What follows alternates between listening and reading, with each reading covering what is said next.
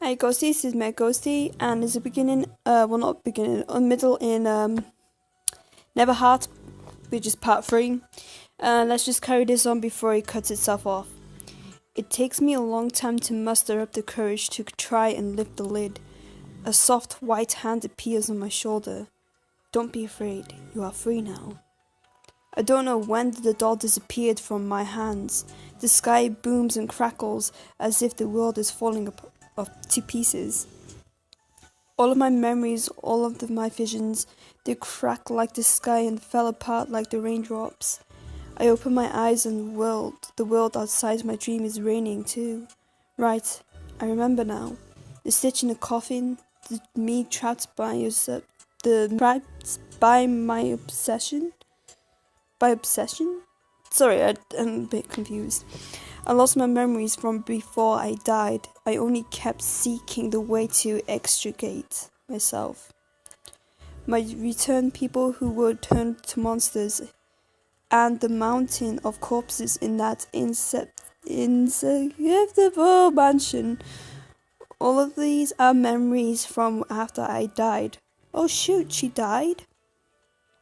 But now, it's all over.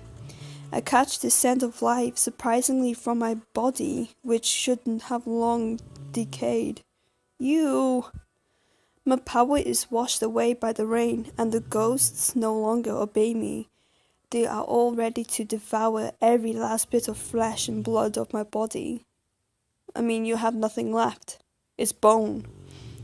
But then, I see a girl in white. She casts off her delicate disguise and shows her true might for the first time.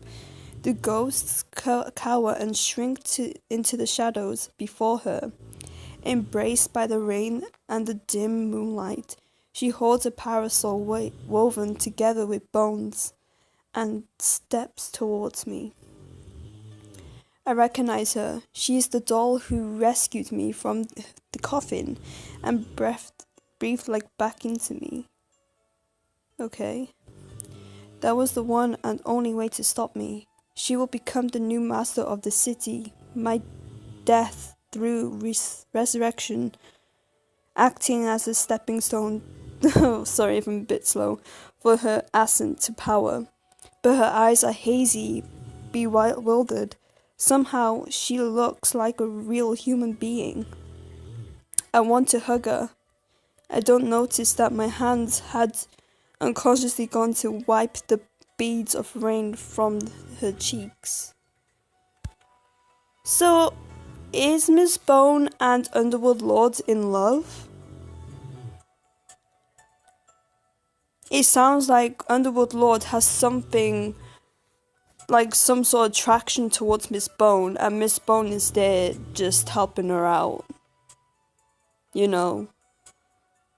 I'm a bit confused about these stories and which one is who. Alright, so that was her story, and the bone was Miss Bone's story. So I think there was only 2 stories in one. I'm gonna get out of there before my camera cuts off. So in a way, I think Underworld Lord seriously has some attraction towards Miss Bone, and Miss Bone is like seriously straight. Poor Miss Bone, you got rejected before you even tried. But you know what? Who knows? Miss Bone would change her ways once she hangs out with Underworld Lord for a long time. So in a way, I think Miss Bone is somewhat a mother figure towards Underworld Lord for the time being. But the thing is, Underworld Lord was literally trying to dry Miss Bone's face since it's raining and all. So in a way, it's kind of weird to think about it. But if them two are in love with each other, then that's cute. I'm shipping them two. I'm shipping them. But in a way, I think Underworld Lords look like a kid more than a woman. But her ghost self looks like a woman. And Miss Bone definitely looks like a lady. So, I don't know. Is Miss Bone straight? Or is she into both genders? I'm confused. So, Sorry if I'm thinking too deep into this, but after that ending, it puts me in a cliffhanger into thinking them two are gonna get it on, or is Miss Bone hard to get? Because in a way, when Miss Bone is in the dark form, she does look like she's into two genders. But when she's in her day form, she looks like she's only there for the guys, not for both genders. And Underworld Lords, to be honest, after reading that story, it changes the way I thought about her. Because now I think that she's a mega lesbian, which is a good thing, it's a good thing. But in a childish form, she doesn't look like she's attracted by anything but her toys. That explains why there's so many toys surrounding her, and that explains why there's a coffin. Holy shoot! So the story actually explains every item that they have. And the carriage, that's probably Miss Bone. That was Miss Bone's carriage, because Miss Bone has a carriage. So why is she even sitting on a cage to begin with, if I missed something out? So I think that was the end of those stories. So it was kind of short stories. But in a way, they kind of leave you in a cliffhanger, because it's like you pulling up assumptions when the ending is there. So,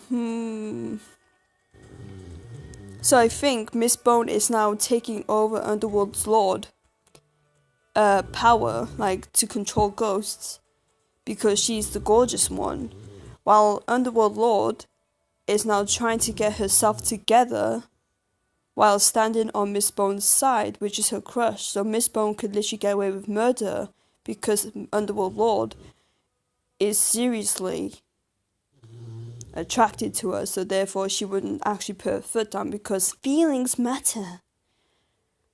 Am I thinking too far in this? Because I'm thinking of another theory. I think we have girl on girl right now. So, oh my god, if this actually ruined both stories or both characters for any of you guys, I'm sorry, but the way the ending actually sounds, it sounds like Underworld Lord seriously has some sort of like love towards Miss Bone. I mean, it did sound like that. So in a way, when I was reading Underworld Lord's story, she was weak. Like, she was more weak than Miss Bone, so Miss Bone is actually the strongest out of the two. So how come, in a way, that Underworld Lord looks somewhat creepy and transparent from the bottom, while Miss Bone looks flipping human? Like, her only weird thing about her is her freaking makeup. Everything else looks gorgeous, and with Underworld Lord, she looks extremely terrifying, even with that stitched up doll. So what's with that doll anyway? What's the specialty in that doll? Is it part of her? Is it her that's trapped up in that doll, and the only thing that Underworld Lord only sees herself is innocent? Am I thinking of something else? Because I kind of don't understand the stories. And Miss Bone, though, Miss Bone is greedy. I mean, she literally eats up every guy that comes after her. Like, possibly 10 guys would like to bang her, but all she cares about is like, flesh. I'd like to have part of you someday, yo. So it's like, oh gosh.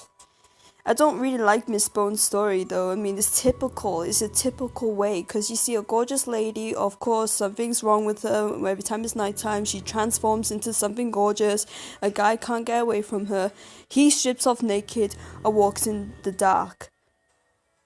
You know. So, in a way, that's just a typical storytelling. But Underworld Lord, hers was so completely different, because she does look like she's a boss. But then if you read the story, she's technically not doing anything. You know, she's just stitching up dolls, and she's in a coffin. She's dead. But was her way? You know, what does she do to these humans? Does she devour them? Or does she sit there and just stitch up her living dolls? And they do the dirty work for her? Because I feel like she's trapping up her evil within these dolls. Ooh, that's a good theory. Sorry if I'm talking about this, but you know, I like to just make up some theories towards those two characters, because I think Underworld Lord is very interesting. B, I think Miss Bone is a typical ghost lady that would like some dick someday, and then she ends up getting it and she wants more from that guy and a bunch of other guys because she's thirsty, okay? But Underworld Lord, she's very flipping interesting. I'm happy to actually have her, because when I first saw Underworld Lord, I thought, meh, she's cool and all, but you know, not my thing. But you know, reading that story about her is like,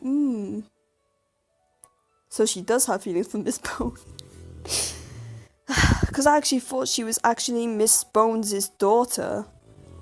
But then it could be her daughter, but the way the story ended is just in a way that she's attracted to Miss Bone, you know? It's not exactly nicely written. It's more like it's rushed through. That's just my theory towards them two characters, and if I'm wrong, I'm not saying I'm right, I'm just putting up my assumptions, because hello, the story's literally a cliffhanger. So, I'm not too sure, to be honest. It's weird. Really weird. Anyway, I'm gonna end it here, and I might come up with some theories in my next video, so have a nice life.